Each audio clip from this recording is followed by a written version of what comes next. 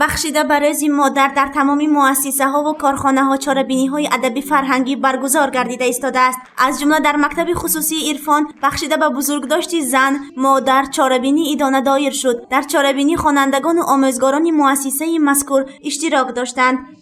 ایا مادر ادای موی همچی شیری روی مولی سیاحت من فدای عشقای همچی طفل بیگناهت من.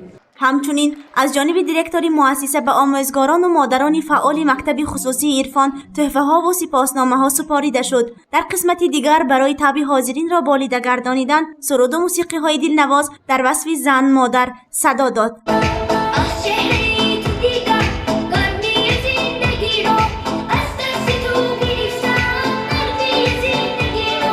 زن مادر امروز در جامعه مقامی بلند را کسب کرده در تمام ساحه ها کار و فعالیت میبرد. هفته روان در سراسر کشور به خاطر تجلیل روز مادر فضای ادانه حکم فرماست. گزارش سومن حامید و نوریدین حکیموف برای برنامه اطلاعاتی خبر.